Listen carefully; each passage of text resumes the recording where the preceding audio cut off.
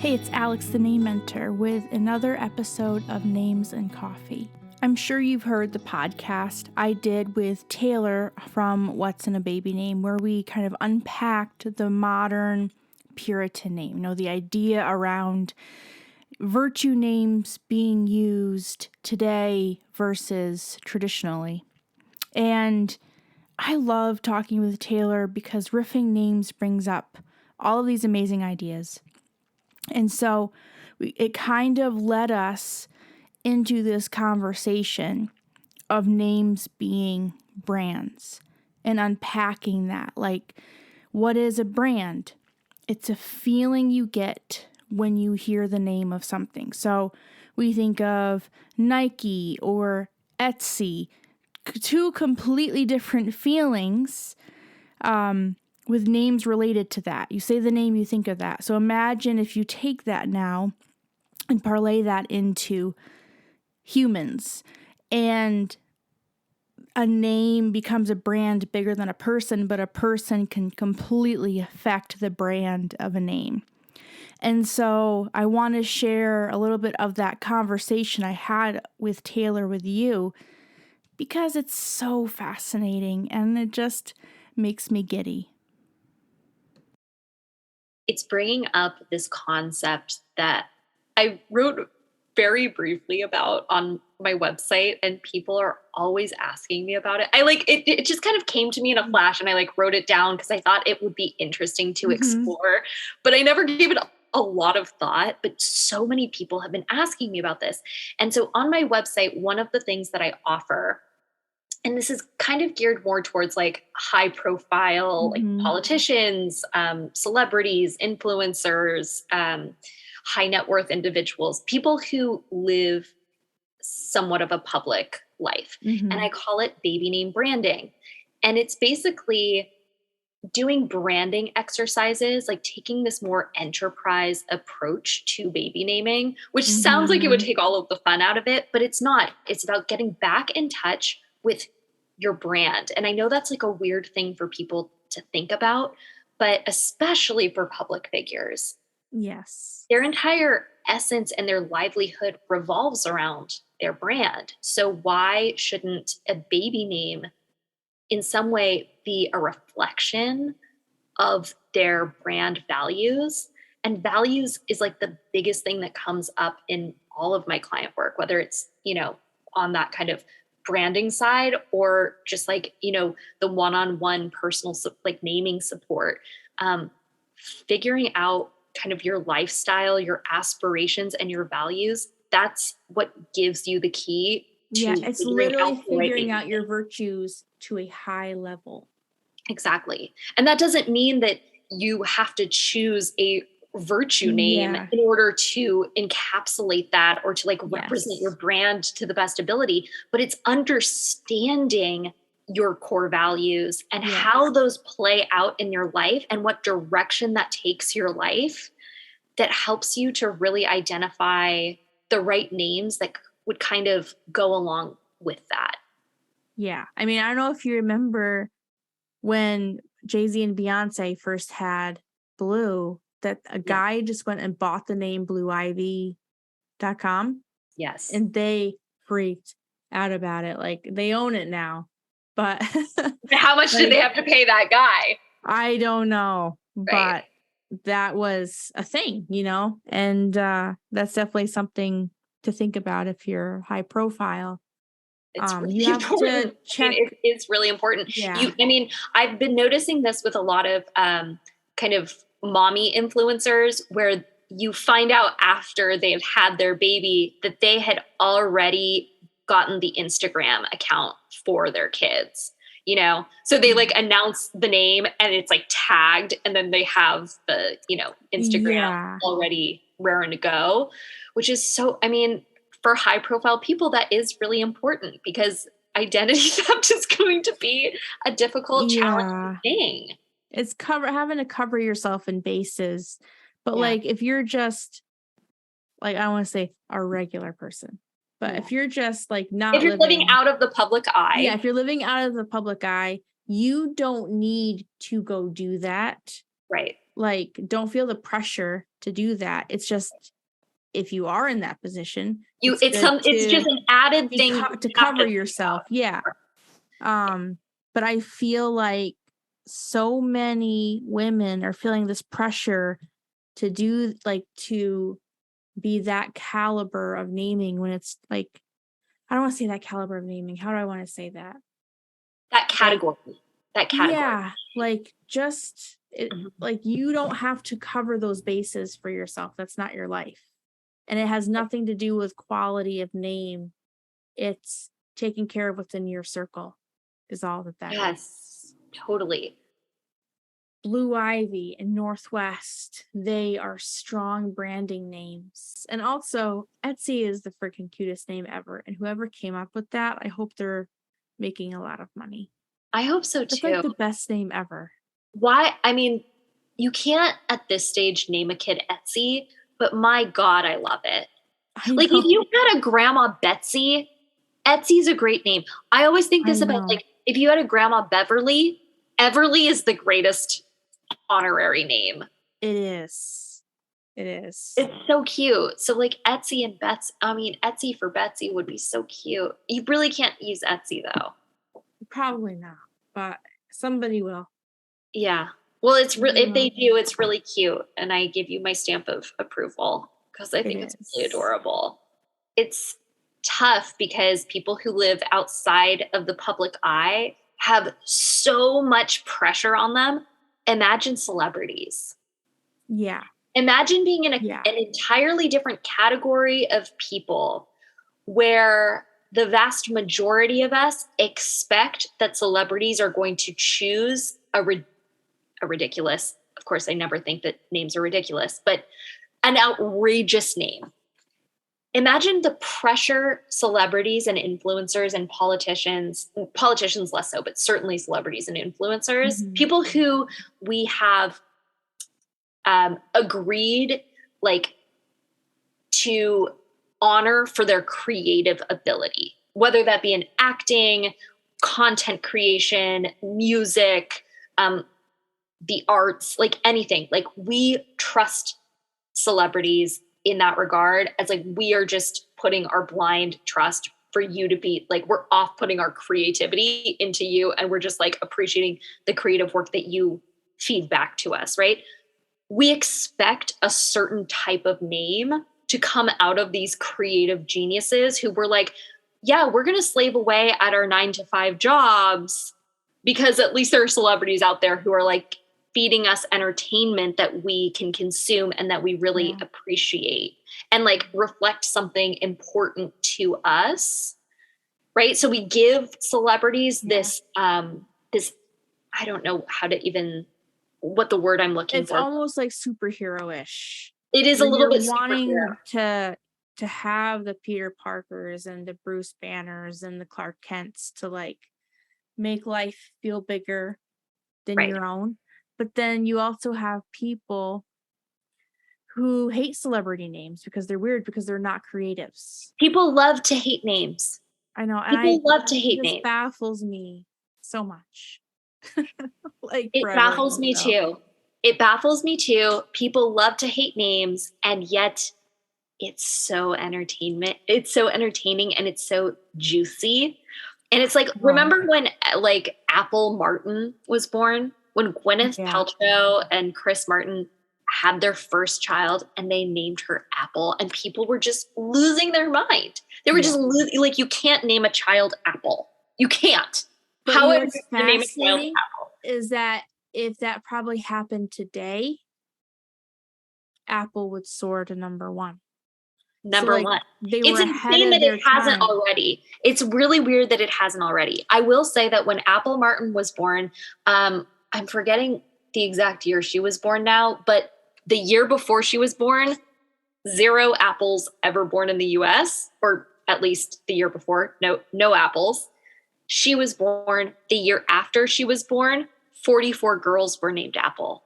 Yeah, like I follow an influencer, all of her kids are A's, one of them is an apple. And celebrity fascinates me because they are comfort zone stretchers. So they're always going to be ahead of the curve. But like if a celebrity named their kid Apple today, I think it would catapult it. But 100%. unfortunately, Gwyneth Paltrow was just too far ahead. She was too far ahead. Yeah. Yeah. And it's interesting too, because Apple is not just a fruit name. It also has like very heavy religious significance. So it's like a religious name.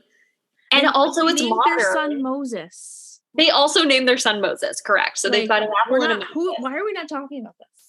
Right. Well, it's interesting. I don't know where Moses falls on the top 1,000. I imagine it's on the top 1,000. I don't know where it is. If I had to take a guess, I would guess in the 600s. Do you know? Probably. I don't. Should we get? Well, whatever. I can look it up. But I happen to love the name Moses. I love it, and I don't understand how we've got all of these other names like Seth, Noah. Like, how is Moses not around? Super heavy.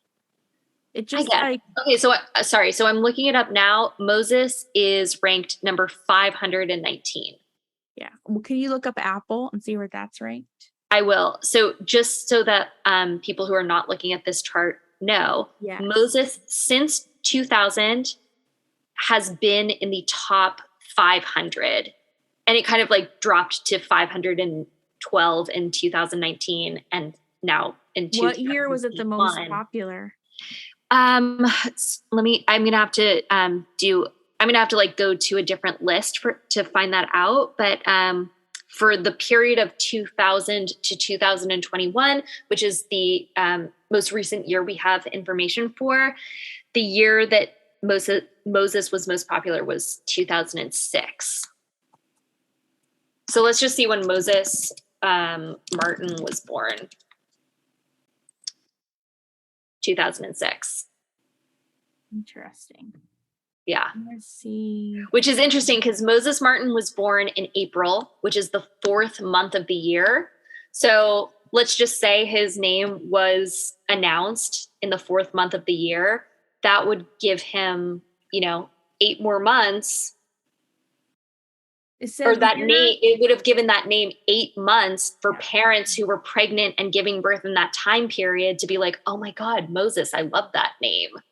So it was the most popular in 1900 at 181. Okay. Amazing. And then it dropped down and dropped down and dropped down, like looking all the way to the 500s. And then it started creeping back up, but now it's dropping back down again, which I find super curious. I find that curious too, because I personally love Moses. I don't understand why it would ever go down. And Apple Apple has never been ranked in the top 1,000. We could probably look it up and try and figure out like by state, like where it ranked at. I'm sure Utah at some point in history has had Apple on the list. Yeah, I'm sure. But yeah, Apple's never been ranked.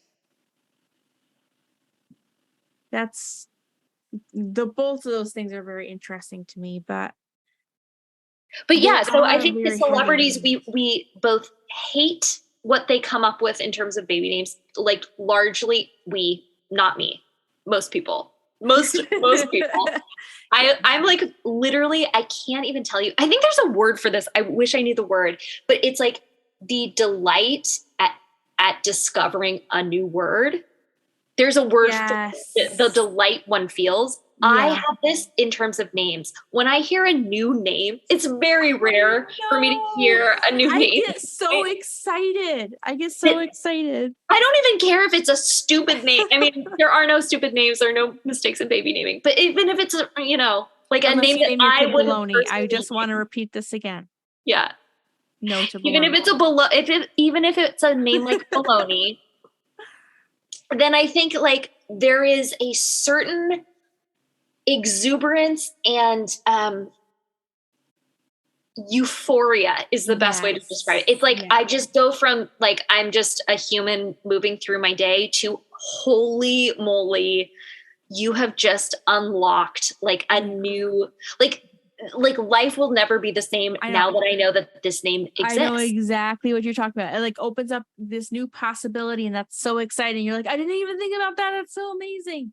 I feel this way when I hear place names in sci-fi movies or names in sci-fi movies where I'm like, the author of this book or this screenplay literally pulled this from thin air. How did they come up with this? How did they, I love names, but I'm not sitting here conjuring new names. I'm studying the names that it's like Shakespeare level creativity. It's a different skill altogether. I will say that I was in a bathroom in Lake Tahoe one time, and there was a mom and her daughter in like in the big stall. And I heard her say to her daughter, like, "Oh, Elavive." Like Genevieve, but with Ella instead of Jenna. Love it. Elavive. Did you squeal? I was squealing in the stall next to them. And of course, that was weird.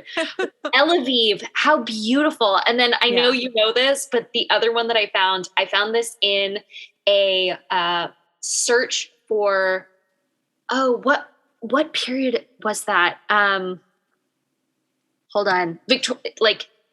But it was dark Victorian. What's the word I'm looking for? I know you know what I'm thinking. Yeah.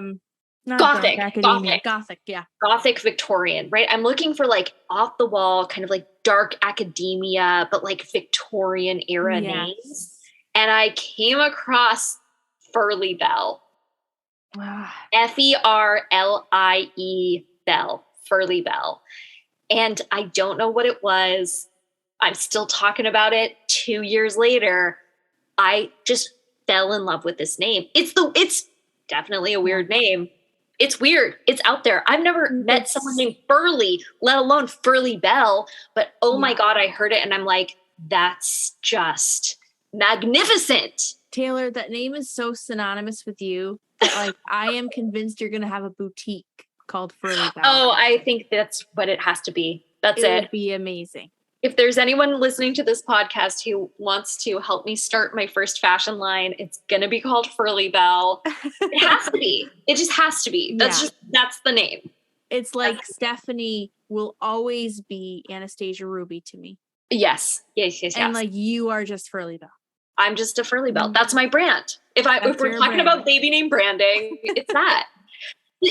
This is actually interesting about the branding aspect. Because I always thought like this would be about helping a family discover their family brand. Mm-hmm. And, I kind of think that we've lived through this interesting period of history where we thought about like our self-identity, right? Mm-hmm. Like we need to get more introspective. We need to get in touch with ourselves. We need to find ourselves. And then suddenly social media exploded and it left the realm of self-identity and just went straight into brand identity. So the self that we are portraying is no longer just representative of ourselves. It like has to touch everything we're ever going to do. Right. So anything we talk about has to be in some way like related to our interests that we're ultimately going to be selling our audience on later on, whether that means you've got 5 followers on Instagram and it's like random people you went to high school with. Like our sphere of influence is different than it would have been 15 years ago. And so we aren't just ourselves anymore. We are also representing some sort of brand that we are always kind of creating and perfecting and shifting a little bit as we try to establish that brand identity. It's just not about like self-identity anymore. It's about brand identity. And so I really thought that this was going to be like a great offering for, like I said, celebrities, influencers, public figures of any type. But I found that it's also really helpful for brands or for people who, interestingly, I've worked with people who are choosing stage names. So whether they're DJs or they are actors or actresses, and they're like, I can't be a Stephanie in this industry. I need like an alter ego I kind need of an a alter person. Yeah. ego, right? And sometimes it's because literally they just feel that the name that they were given just in some way like doesn't measure up to what they think will be expected of them once they like hit the big time. But Yeah. other times it's like there's this need to create a persona, because going from a person who doesn't live in the spotlight, a person who doesn't live a public life, there's a protection, right? Yes. You're not exposed. You're not vulnerable. You are being that person when you choose, and then you come home back to And then you yourself. come home back to yourself. Understand that. Exactly. Yeah. And so for some of these people, it's like they might want to go out and, maybe they're a musician, for example, and they're going to go out and they are performing as Lady Gaga. But yes, then they come home and they're Stephanie, And so it's like this, they have to create this alter ego and this persona in order to step into the superstardom that they know that they are destined for. But it's too vulnerable and too exposing to go out and be yourself. And so then you have to kind of find a great name for who that person is. You have to find a way to honor that aspect of yourself, but it's not the totality of yourself, if that makes sense. Yeah. I think that, I'm fascinated by this because Joe and I, Joe works in the tourism industry, but really our niche is branding and marketing and like understanding what a brand is. And it's so deep. It's not just like a font and a logo. Right. It's mission and it's mission, it's values, yes. it's virtues, it's every marketing it's your aesthetic. Is how you want to show that to the world, like the brand is the narrative. It's your life story. It's your path. It's what you're communicating. And then the marketing is how you're communicating that. Yes, exactly. And names are brand. Like you become, like when people say your name, how do you want them to feel? Right. That is your brand. And like there are a lot of people with names who have like ruined names, like Adolf. Yeah. He was really bad for the Adolf. He was really bad for the Adolf community. Yeah. It's a bummer, but she wasn't a client, but someone who reached out through my DMs, and it was the story. It was that they were a long line. She married into a family who they were a long line of Adolfs, and she was giving birth to her first son. And this was going to be like Adolf the 8th or like 10th. It was like, this was their name. This was just the name. And there was no way around it. Like she knew when she was marrying Adolf the 7th or whatever it was, like this was going to be her baby's name. And so she was kind of asking like, well, what nickname options do I have? Like, and so it's tough. It's tough. But that's a sticky sitch. It's a really sticky situation, but this kind of comes back to that conversation we were having earlier about maybe transmutation, right? There are names, Lucifer. Not a lot of people are choosing the name Lucifer for their children. There are definitely people in the US who do. There are about 5 people in every state in a given year who will choose the name Lucifer for their children. But that's a tough one to come into the world with. And yet maybe there's there to transmute that. I have so many mixed feelings about that because there's a part of me that says I want to take the power back. But the reality is that I think some names it's just not the time. Like if somebody was asking me about using the name Lucifer, I would be like, that is not the sword you want to hand your kid. Mm-hmm. Like there's just other things like. Well, I think that this is why understanding yourself and your brand is actually really important, because you and I tend to be people who are warriors of the light, right? We are right. You're an Alexandra. I'm a Taylor Alexandra. We are defenders of mankind, right? So we are trying to make sure that there is safety and empathy and warmth and compassion and love and light. Like I think we both tend to want to make sure that people aren't disparaging certain names. We're trying to create enthusiasm around names and everything. So we are probably people who would not choose controversial names for our own children. But there are people for whom choosing a controversial name is just as significant to them as a name that we would choose for our children. And I don't think it's a question of, is that the right thing to do to your child or not? Because it's like, well, that was the right decision for those people. And so if you believe that there is something important about the name meaning, like Adolf means wolf, right? Is that right? Honestly, I think so. I would, if she's looking for nicknames, I probably would have totally gone with wolf. I would have gone with, I think that wolf or wolfie was like my thing. But yeah, or Lucifer, like call him Lux, call him Luce, call him, whatever. Yeah.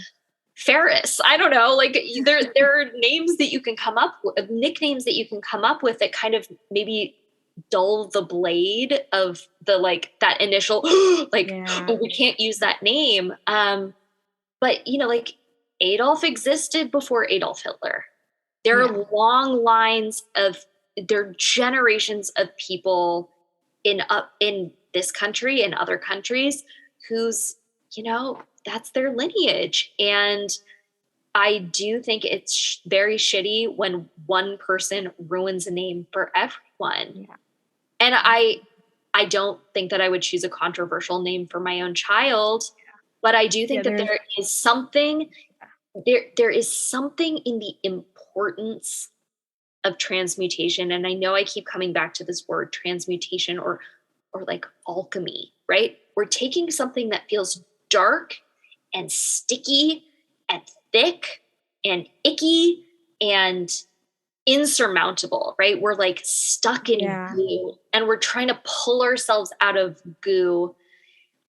And it's like, but that's not what names are here for.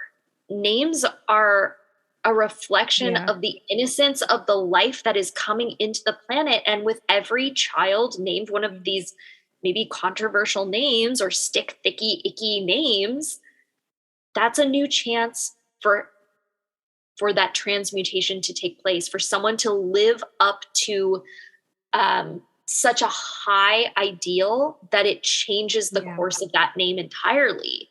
And someone has to do it. Otherwise, names will just go out of popularity and never be able to be revived. I had one person ask me, because I talk a lot about, right now we see surnames as first names, but like a subcategory of that is presidential surnames as first names. Like you've got a daughter, Reagan. I'm a Taylor, like Kennedy, Clinton. There are all of these kind of, Lincoln is a big one. So all of these presidential surnames as first names, this is a big thing. Someone asked me, at what point do you think Trump would be acceptable to use? And I was like, it's a great question. Almost half the country thought he was an amazing leader for the land of the free. Yeah. Like people there are half the country complicated love him. And I feel like it's really complicated. So it's like, how delicate, and it's what you said earlier about like, we hate that there are certain names that are being politicized because Trump, if you took away all political connotations, if Donald Trump was not a public figure, if we had no concept of who if he Donald was still Trump on The Apprentice, even if take him away from The Apprentice, just forget that Donald Trump ever existed. Would Trump be a good name? Yeah, why not? I tend to think that there are no mistakes in baby naming, so like, why not Trump? But the problem is that when we start adding this political edge to it, then there's like a really heated, there's just that controversy and it becomes really complicated. Yeah. And you have to know yourself and you have to know as a parent, like, am I willing to choose that level of controversy for my child? Yeah. And I think that's exactly it. If you are trying to make a statement, you are doing it for the wrong reasons. If you are feeling it and you are okay handling that sword until they're big enough to handle it and you just feel it, that's totally different than you making a statement. Totally agree with that. Like, I think it's Joe hard. Break Out of the Ashes is making a statement, whereas Peregrine feels right. Totally agree. I really, really agree with that. And I think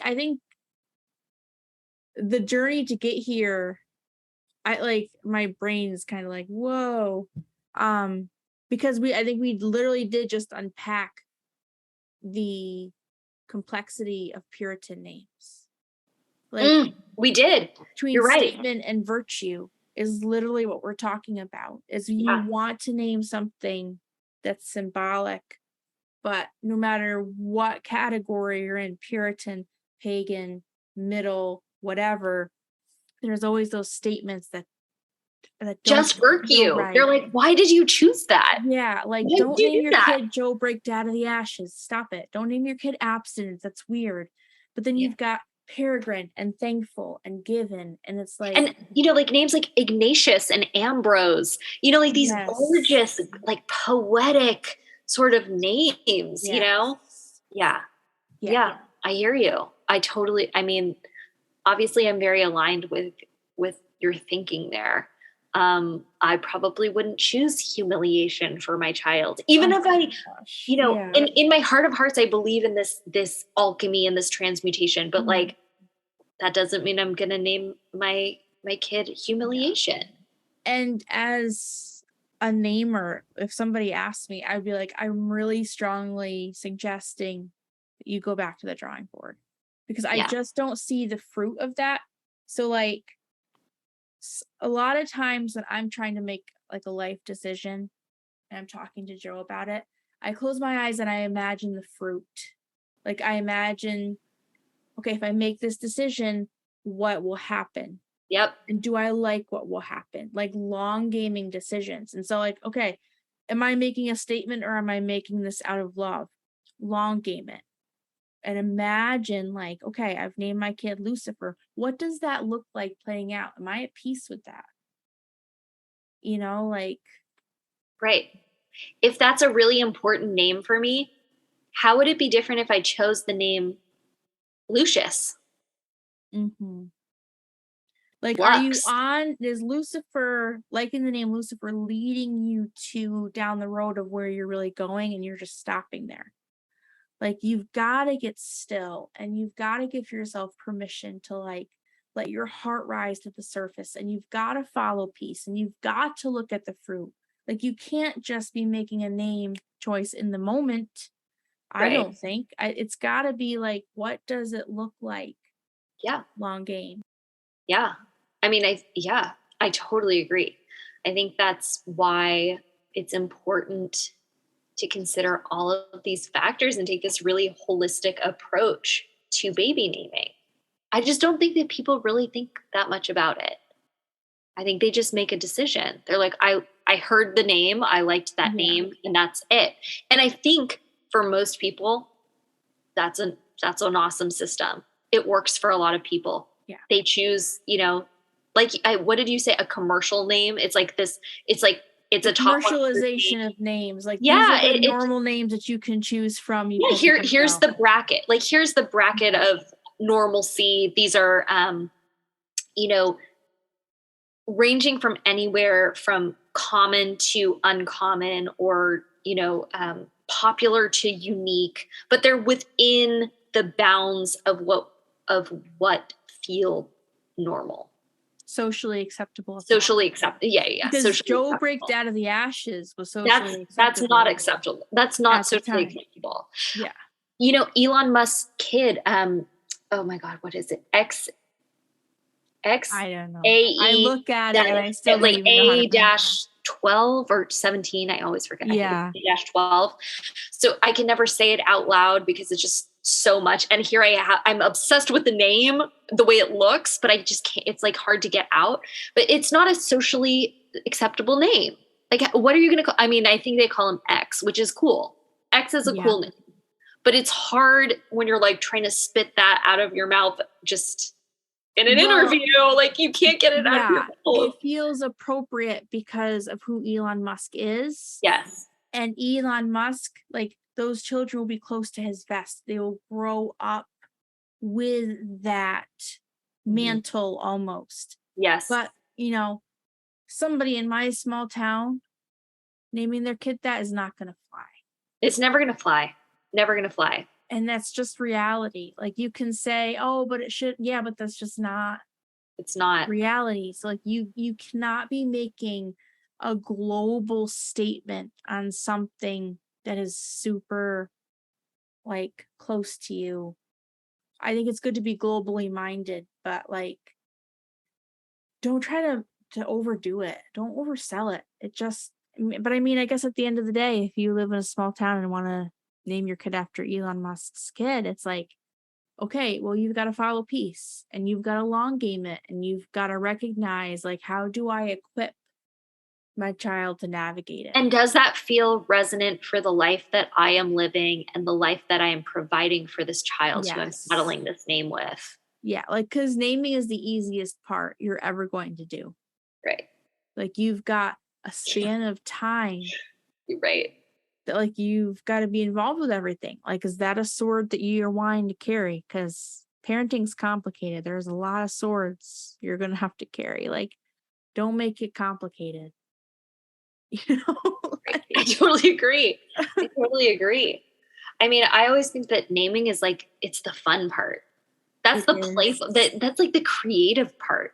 Like, in my work, it's about, I'm getting more into this idea of like, your kid kind of names themselves. You just have to like tune into your kid. And that's why I call it like the sacred process, right? Mm-hmm. Get back in touch with your body. If you're a woman or the gestational carrier of your child, mm-hmm. like this baby is growing inside of you. Like this child is within you. So it's not separate from you. I really don't believe that there's any separation. Like, it's like you're growing a third arm. You're growing two new arms. You're growing a third and a fourth arm in there. Like, this is a part of you. So your nervous system is their nervous system. Your intuition is their intuition. There is no separation there. Literally on a cellular It's level. On a literal cellular level. Like, I've heard that if a woman is having a medical episode, that the fetus will send cells and send cells to the mom to help whatever the issue is. Yeah. It's fascinating. But there was this scientist that tested a bunch of like very aged women. Yeah. And they had male DNA. Right. And what they discovered is that every baby you have, you keep a little piece of their DNA. So Isn't it's like incredible? The mother having this intuition is not just like a nice little Hallmark thing. That's for real. It's for real. There's like, it's totally for real. You're growing their brainstem. So like you are connected. Right. For sure.